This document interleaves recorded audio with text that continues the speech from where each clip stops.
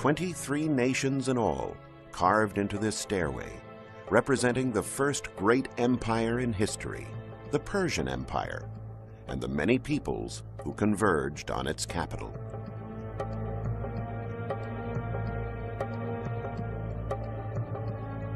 The vast Persian domain stretched from the African continent to the Indus River. It included the fertile lands of Egypt and the Sudan. It expanded into Europe with the reigns of the Shiites and the Thracians.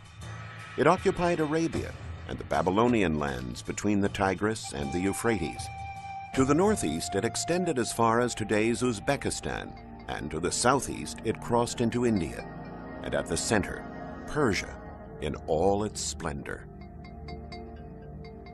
For decades, these inscriptions represented an intriguing puzzle for archaeologists.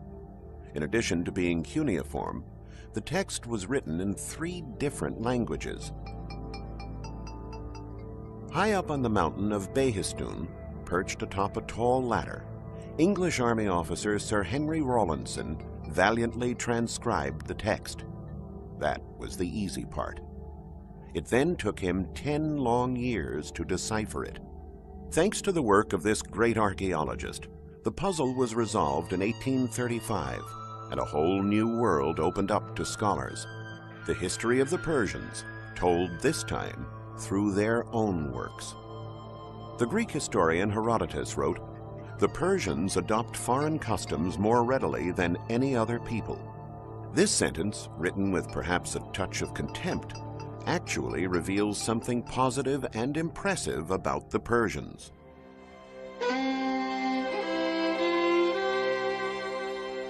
We are in Pasargadae. The winged genie we see here appears to be a typical Assyrian figure. He is dressed as an Elamite and wears a showy Egyptian headdress. But the genie was not found in either of these lands, but here in Persia.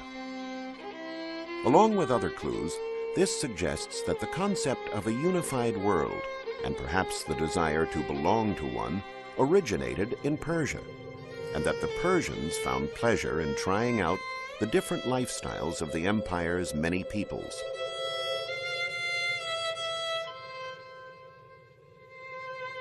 Pasargadae, founded in 553 BC, was the empire's first capital. Though later abandoned by the kings in favor of Susa and Persepolis, it was never left to decline.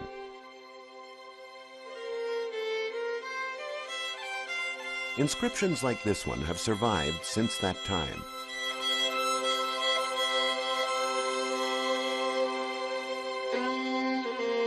I am Cyrus, an Achaemenid. Though it is also trilingual, written in Babylonian, Elamite, and Persian, the words call to light one of the greatest world leaders of all time. This is the tomb of Cyrus the Great, the man who built a boundless empire from nothing in just a few years.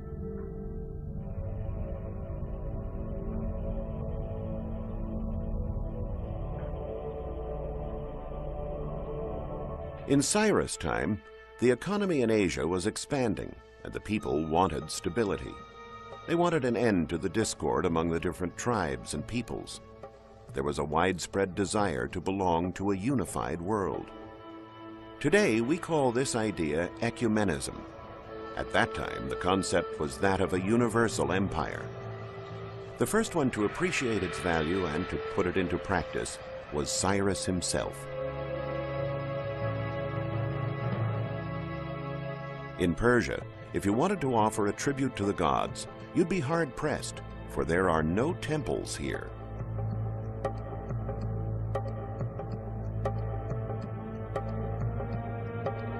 All over Persia, just as here around Pasargadae, altars have been found standing alone on open hilltops. The traces left by fire during sacrifices can still be distinguished. Along with other evidence, these discoveries helped archaeologists understand the nature of the Persian religion. For the Persians, all of creation was divine, the sky and the earth and all its elements. Hence, sacrifices were not held in an enclosed temple, but out under the open sky. They offered their sacrifices to the sun, to the moon, to the earth, to fire, all as elements of a single deity, Ahura Mazda, who incarnated the supreme good, an early form of monotheism. The Persians, however, did not force the peoples of their empire to believe in Ahura Mazda.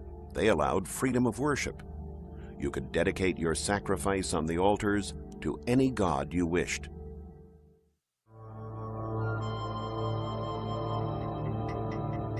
This is Susa, one of the most important archaeological sites in Iran. Relics have been found here dating back to 4000 BC. Years of excavation work have revealed only a fraction of the city, yet the great number of foundations and the remains of massive columns and capitals confirm that Susa was a palatial city equal in grandeur to Persepolis.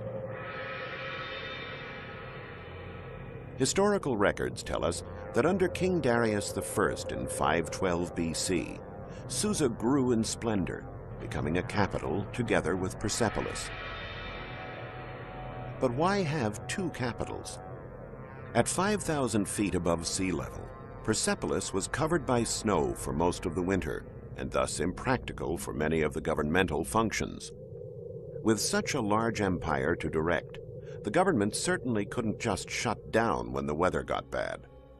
Instead, they transferred operations to Susa, a bona fide imperial capital in its own right.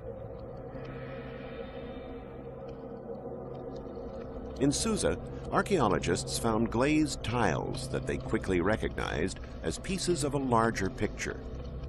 When they were arranged, like a sort of puzzle, they began to tell a story.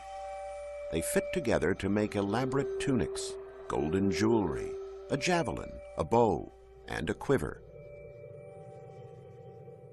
But who were these warriors so richly adorned?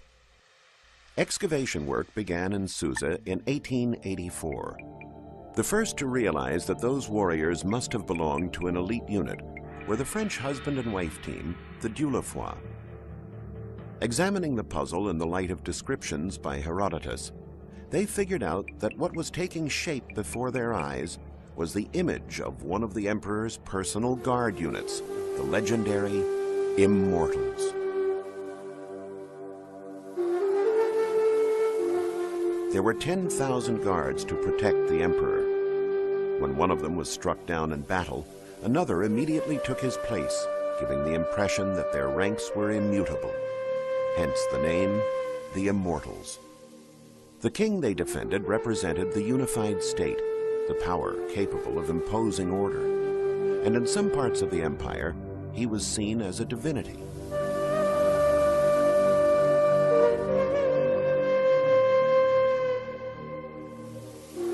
The inscription at the base of this statue, sculpted in Egypt but found in Susa, bears witness to this.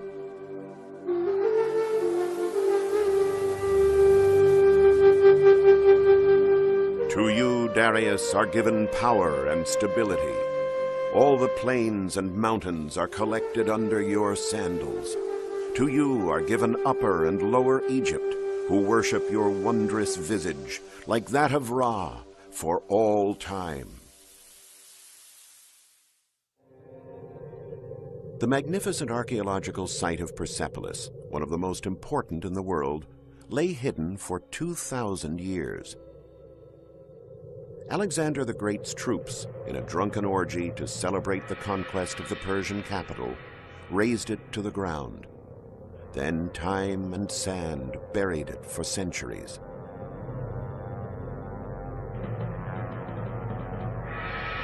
One of the excavated areas is the place where the court palaces stood. But around them is an entire city of servants' houses, artisans' workshops, and everything else that served life in the king's court, still waiting to be discovered and to reveal more secrets. This 9-pound golden tablet, a treasure in its own right, is a charter and gave scholars insight into the various construction phases of the palace city of Persepolis. By examining the remains of the buildings in the light of the translation of this and other inscriptions, archaeologists were able to attribute each newly excavated area to a particular emperor.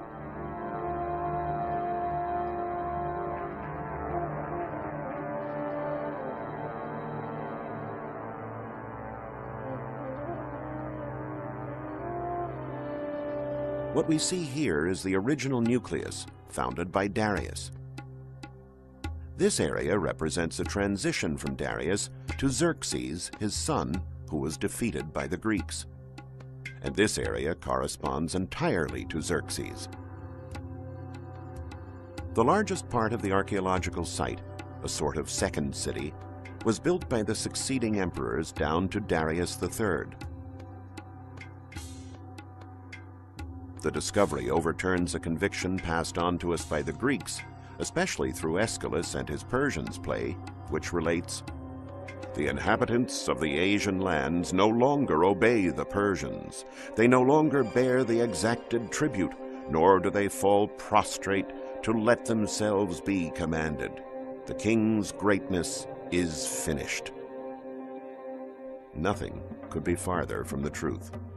As we have seen, after Xerxes, the king Aeschylus refers to, Persepolis expanded considerably under his successors, and its splendor grew. Indeed, this did not mark the fall of the empire, nor even its decline. Archaeologists have deciphered friezes and bas-reliefs portraying a moment of great celebration and expansion of the empire. This alone gives us a sense of just how strong and solid that empire was. Quite the opposite of the barbarian images that the ancient Greeks handed down to us. Archaeologists sifting through this ancient record have found images that portray delegations of different peoples. People with proud faces and erect bearing being led by a Persian master of ceremonies to an audience with the King of Kings. Their precious and symbolic gifts tell a much different tale from that of the other great emperors of history, who generally preferred to depict their subjects bound in chains.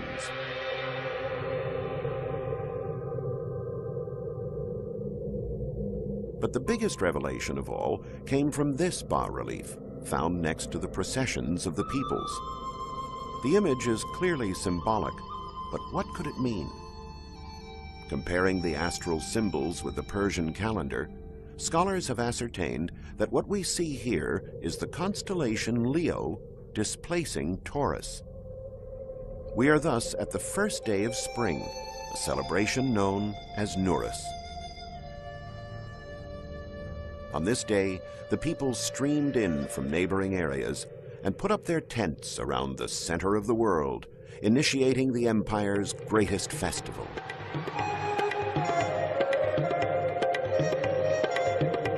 Activities would take place both outside and inside the palace grounds.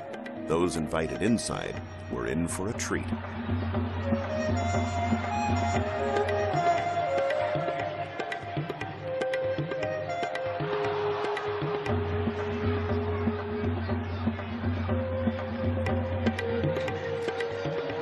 The royal palace of Persepolis had two grand public halls for receptions. The first one is the Apodana. The second is the Hall of the 100 Columns. Between them is the Tripylon, a private room for the king and his counselors, and behind it lie the royal apartments. Only the delegations representing the imperial domains and the components of the imperial court were allowed to enter the rooms of the court. After ascending the great staircase to the level of the royal chambers, 13 feet higher than the rest of the courtyard, the delegates crowded into the Apodana through this grand portico. The doors and door jambs of the palace were carved in stone, which was very abundant around Persepolis, perched as it was on a terrace of living rock. The walls, on the other hand, were covered in terracotta.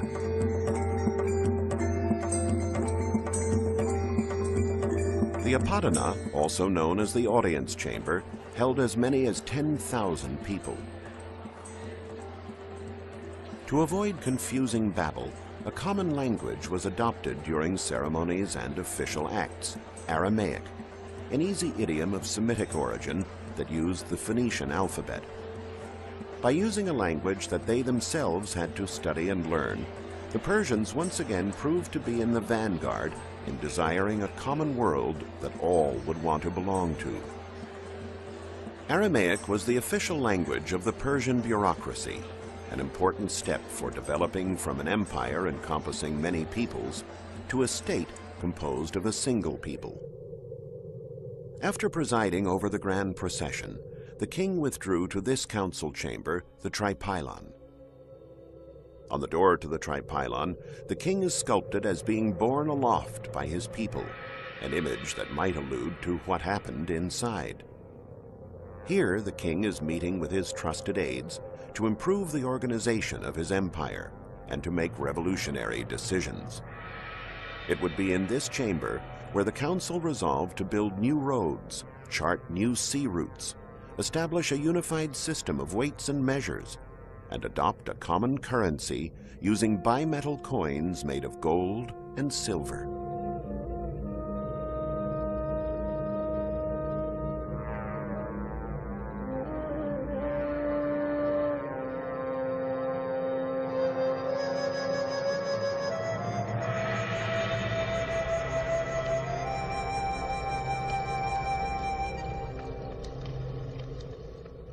The north and south doors to the tripylon, leading to the king's private apartments, are decorated with bas-reliefs showing the king entering and leaving, followed by his servants. The king and his court would have entered his private apartment up these steps.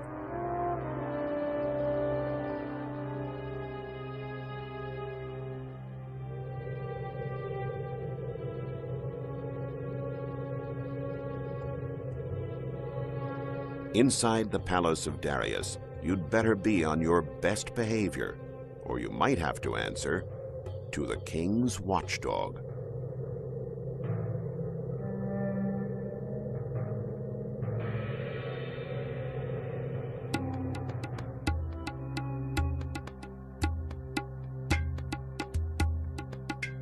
What dinner time was like is suggested by these bas-reliefs.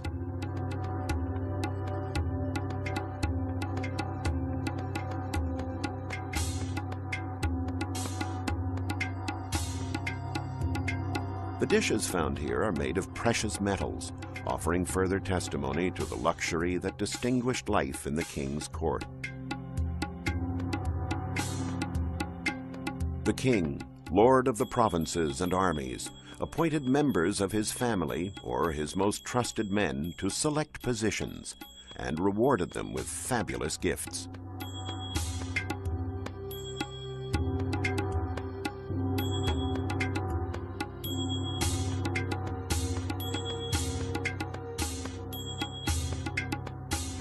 An example is this superb golden sword kept in the Tehran Museum.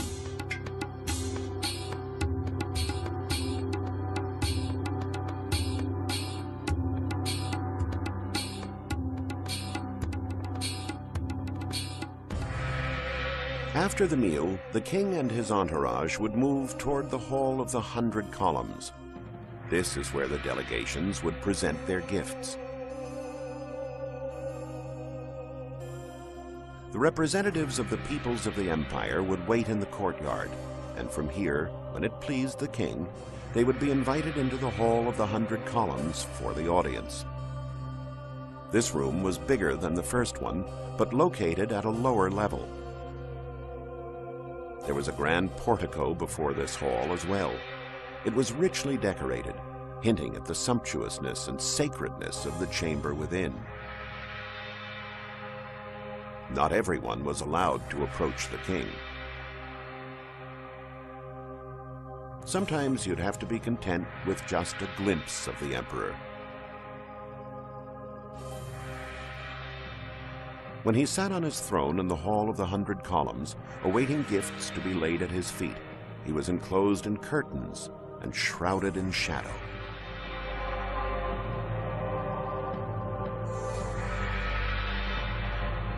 The sparkling of his scepter was the signal that granted the right to speak. Only a very few, as we see in this bas-relief, were allowed to approach him and pay homage with a deferential kiss. The hall is so named because it really contained 100 columns in rows of 10, a forest of stone trunks towering almost 65 feet. So those who were not lucky enough to catch sight of the king could at least enjoy the magic of this enormous hall, which evoked the vastness of the Persian Empire.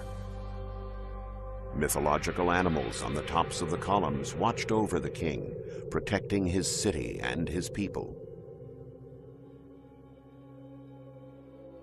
A few miles from Persepolis, archaeologists discovered this building with a square foundation almost 40 feet high.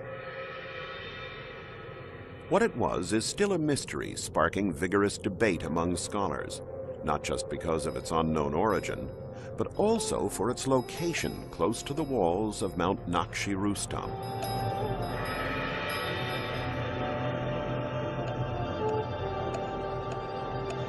Here there are decorations carved into the rock, strange crosses, human figures, inscriptions, and 4 openings as if rooms had been dug into the mountain, with their entrances off the ground.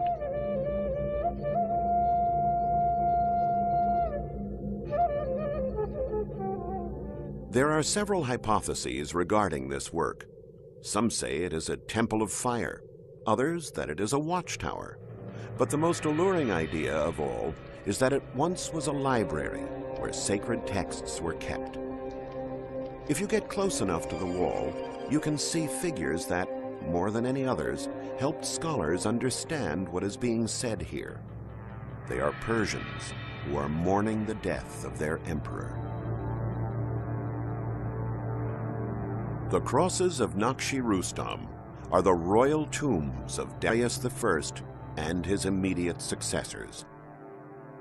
Darius, the great conqueror, who expanded the Persian Empire from India to Egypt, was the first Persian king to have carved into the mountains images and phrases that were true political messages, his spiritual testament. It is here, on a mountain, not in a book, that the true history of Persia is written. That which was ill done, I made good. The provinces were in upheaval. One man was fighting against the other. I brought peace. My law keeps the stronger from harming the weaker. I repaired the city walls that had fallen from age, and I built another wall to serve from now into the future. May Ahura Mazda protect me and my royal house, and what has been inscribed by me.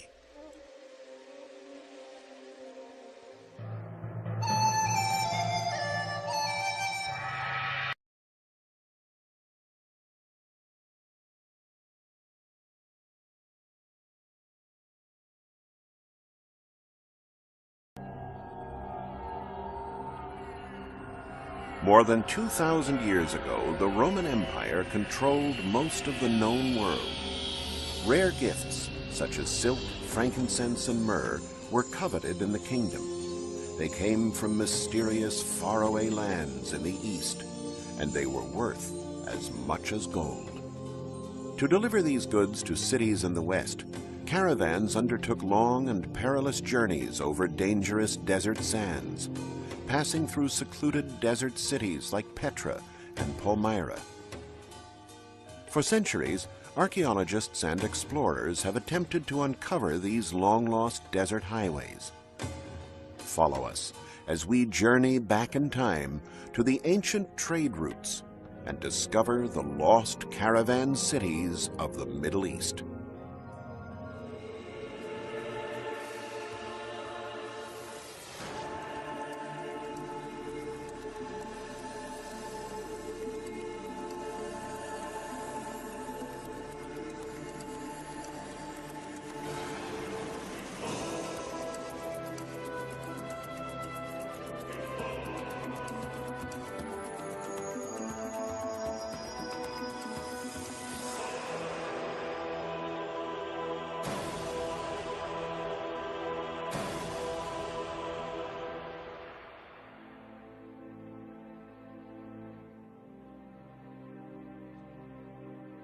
At the height of the Roman Empire, the allure of exotic goods such as silk, frankincense, and myrrh from the Far East was bound up in mystery.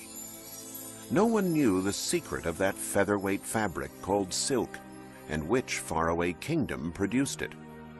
It was believed that Arabia was a mirage, and that winged snakes protected its incense. Because of this veil of mystery and the high cost of transportation, the Roman elite regarded these precious commodities as exclusive status symbols. For centuries, these luxurious goods traveled thousands of miles along rough and perilous routes that linked the Far East and the West. Through written accounts and archaeological fieldwork, scholars have pieced together enough evidence to trace these ancient routes to their source.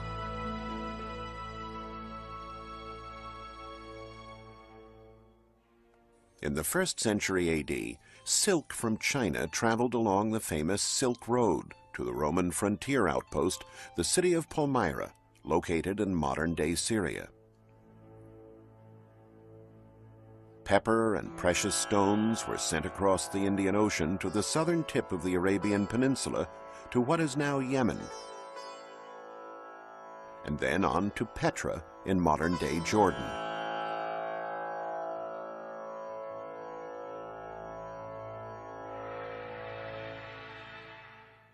Together with the locally produced incense and myrrh and cinnamon from the Horn of Africa, the silk traveled north by caravan up the incense route to North Africa and Europe. A whole network of ancient caravan trading routes in cities such as Petra linked China through Arabia and the Middle East to the great cities of the Mediterranean.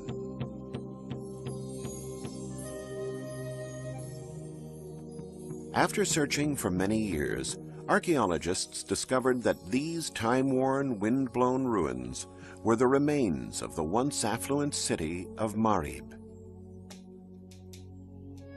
It was here in Marib that caravans picked up the sap of local frankincense and myrrh bushes that was the source of the incense trade.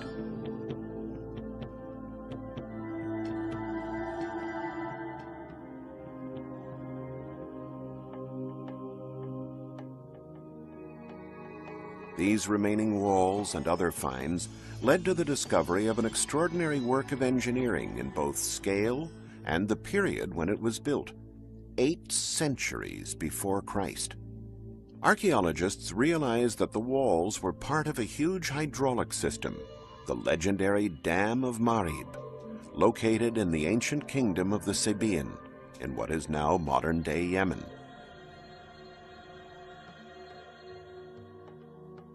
Imagine a half-mile-long dam built in the middle of the desert.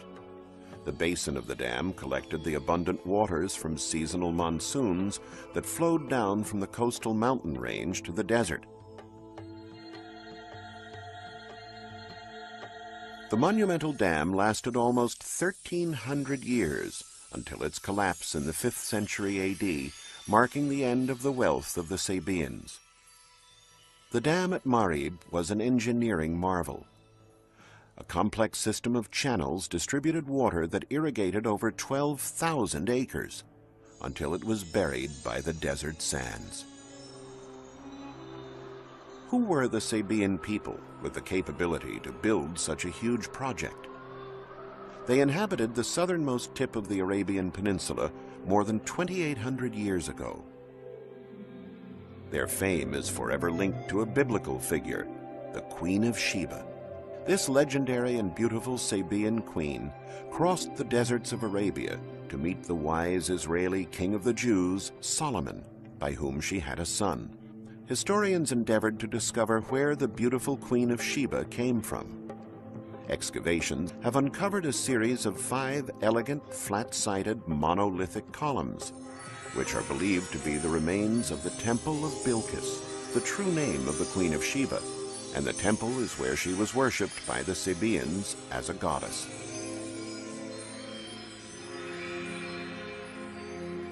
Further on our lost desert highway, we find Sana'a, Yemen's magnificent capital, where the incense and spice trades still flourish. It is here that we find the National Museum and the origin of these ancient people. This image is another biblical figure, Shem, son of Noah. Shem founded the age-old capital of Sana'a and gave rise to a Semite tribe, one of 3 ethnic groups into which humanity was divided. Numerous finds made in Yemen tell us more about the Sabaean civilization. These carvings are of particular interest. Known as Betel, or House of God, they are masks venerated as fetishes and were seen as the embodiments of the gods. But gods had many forms. One of the gods' caravan chiefs prayed to before setting off into the lonely night of the desert was the moon. In a hot country like Arabia, the moon was venerated much more than the sun. The resins of the frankincense and myrrh trees that grew only in southern Arabia fueled the luxurious cities along the incense trade routes. This is why the Romans called the kingdom of Sheba Arabia Felix, happy, flourishing Arabia.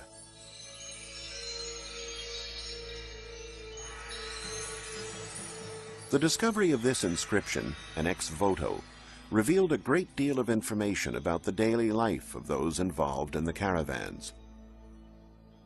2 caravan chiefs who survived the perilous journey through the desert wrote this inscription, found on the walls of Barakish in northern Yemen. The text bears witness to the wars, thieves, and natural disasters that the caravans had to endure. But perhaps the greatest danger they faced was running out of water. The incense route ran north along the Arabian Peninsula. Ancient wells and villages, such as Barakish, provided caravans a place to stop and replenish. In Barakish, water was collected in a well, and an ingenious hydraulic system pumped the cool water to the surface. A camel can travel for 2 to 4 days without water. The caravans traveling the incense route would make about 65 stops for water, depending on the season. Successful water stops were thus an indispensable part of their journeys.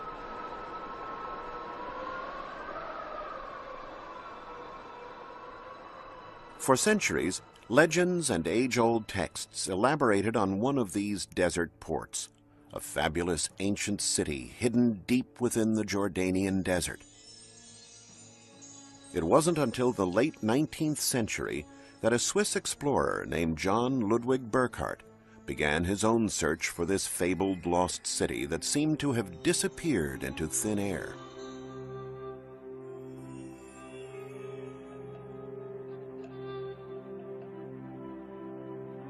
From Bedouin stories and tales, Burckhardt believed that the lost city of Sela, or in Greek Petra, must lie not far from the Red Sea. Petra was also mentioned in the Bible as the place where Aaron, the brother of Moses, was buried. Burckhardt believed that if he found Aaron's tomb, he might also discover the lost city of Petra. Burckhardt knew that the Arabs who venerated Aaron would never allow a Christian near his tomb. So, disguised as an Arab in Muslim robes, Burckhardt hired an Arab guide to take him to Aaron's tomb so that he might make a sacrifice. The guide led the Swiss explorer through a long cleft or seek. After walking for more than half an hour, Burckhardt arrived at a stunning sight. In front of him was a huge building known from local legend as the Treasury of the Pharaoh, carved in the sheer face of the red rock cliffs. A carved urn set high on the facade was believed by legend to contain a mysterious treasure. Many bullets have been fired at the urn to unearth the treasure, but to no avail. The Treasury of the Pharaoh was only the beginning of one of the most amazing archaeological discoveries ever made, the ancient city of Petra. Burckhardt never managed to reach the tomb of Aaron to make his sacrifice. His guide, suspicious of the explorer's true intentions, cut short their tour of Petra but Burckhardt's accounts about his journey revealed an ancient city built into the natural amphitheater of rock that had been lost for 1,000 years. The incense caravans would arrive at Petra after a 6-month journey through the desert. The inhabitants of Petra, known as the Nabateans, would offer them water, food, protection, and their hospitality for a 25% tax on every business transaction. The Nabateans, who lived in tents along the floor of the canyon, would offer their humble homes so the caravan members could rest. The purpose of the carved buildings and monumental facades at Petra is still veiled in mystery, as puzzling today as it was in Burckhardt's time. One of the more impressive monuments in Petra is known as Deir. It is more than 120 feet high and 150 feet wide. Dating back to the 1st century BC, these rock temples were originally covered with white plaster, a marble-like effect which likely dazzled visitors.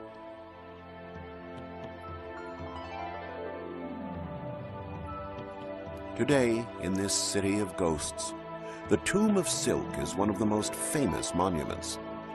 Natural erosion, wind, and rain have stripped bare any of the original plaster, but the infinite veins of natural color in the rock and minerals from which it was carved provide an unforgettable spectacle. The ancient historian Diodorus Siculus said that the population of Petra was composed of settled ex-nomads who were forbidden to grow wheat, plant fruit trees, drink wine, or build houses. Even today, no trace of the early private houses has ever been found. This would explain them living in tents along the valley floor. But the nomadic tradition of hospitality known in ancient times is still carried on by the Bedouin tribes living in camps around the extinct city today. With the arrival of the Romans, a real city was built in Petra in the 1st century AD, as can be seen from the remains of this column-lined avenue and theater. The city then declined during the height of the imperial age from the 3rd century AD onwards, when the focus of commercial routes shifted further north.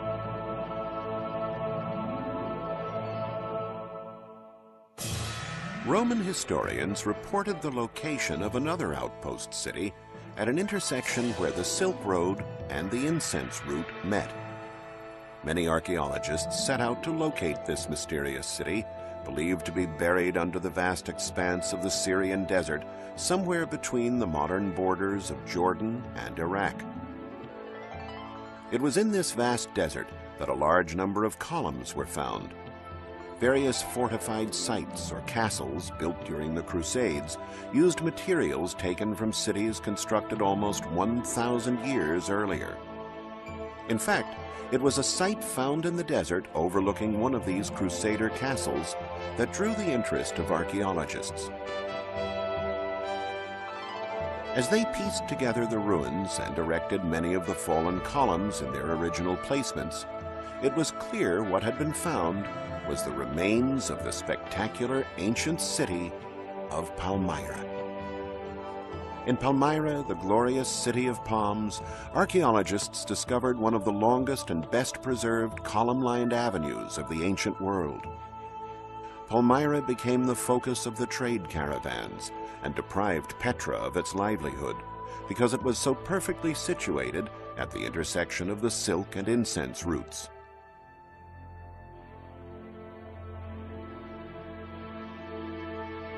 The two most precious commodities in a desert are shade and water. Traders coming to Palmyra could stroll along the city's shady porticos and do business.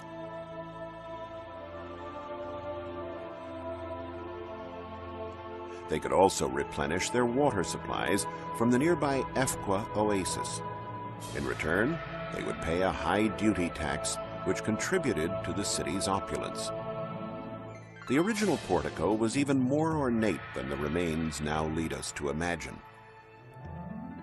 This great arch appears quite normal, but in fact, it is a creative urban design solution to an intricate problem of symmetry. The base of the arch is triangular to accommodate two facades that are not parallel. This is because the avenues were not all built perfectly straight. As Palmyra became rich, it grew without an overall city plan. Buildings and roads were constructed and intersected each other at random. To deal with these stylistic problems, a brilliant urban designer conceived a solution and created a monumental arch with two facades that were perpendicular to the streets they faced. The design allowed anyone approaching the arch to enjoy a full frontal view of the monument, no matter the direction. The ancient caravans traveling north from Petra visited Palmyra as far back as the 1st century BC. The archaeological remains that we see there today date from about the 2nd century AD, when the city was at its height.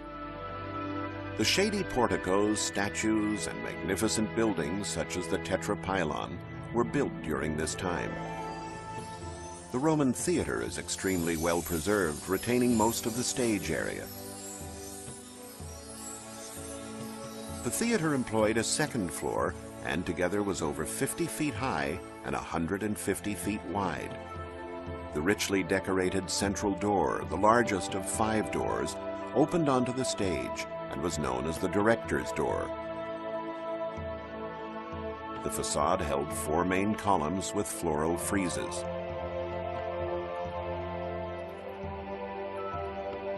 The theater was positioned so that the setting sun would light the stage area, bathing the stone in an infinite range of colors.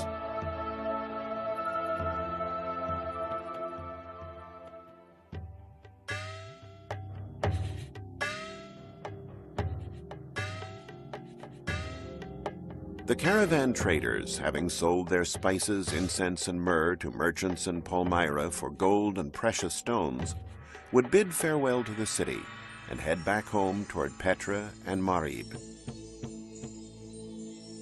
Before leaving on their dangerous journeys, with the risk of bandits and desert storms, caravan traders would beseech the goodwill of the gods for a safe journey home. The greatest of the local gods was Bel, similar to the Roman god Jupiter. This massive temple was built during the Roman period. The huge sanctuary built in his honor formed a rectangle 672 feet wide by 688 feet long. The temple was located at its center. The high outer wall of the sanctuary was smooth and adorned with inset Corinthian pillars on the inside. An arcade with a double row of columns, numbering almost 300, formed another perimeter.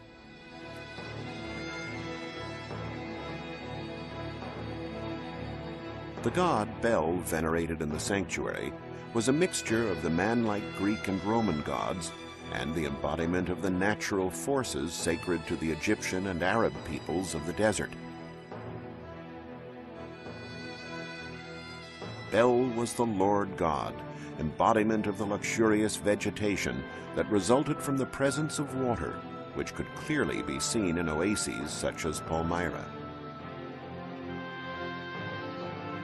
The wealth of the city is evident in the long, elegant columns and the colonnade that surrounds the temple on 4 sides.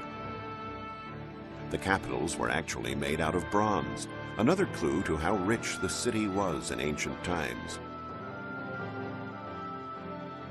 Entering a long stairway located on the wide side of the temple allowed access to the interior of the sanctuary, a clear indication of Mesopotamian influence. Worshippers would climb the stairway to reach a portal and the statue of the god. Here they would bow down in the presence of power, make a sacrifice, and a donation to the temple priests.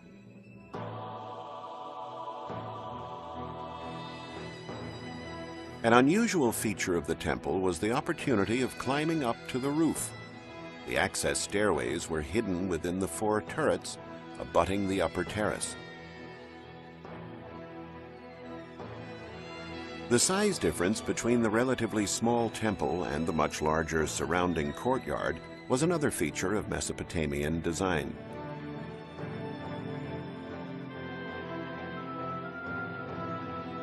This extraordinary temple shows the Mesopotamian influence in the geometric motifs of the roof decorations.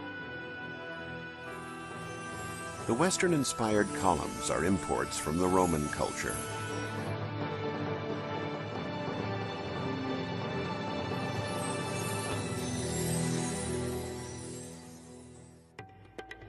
After sacrificing a goat and making a substantial donation to the temple priests, the caravan chiefs would begin the long journey back to their homeland, back perhaps to the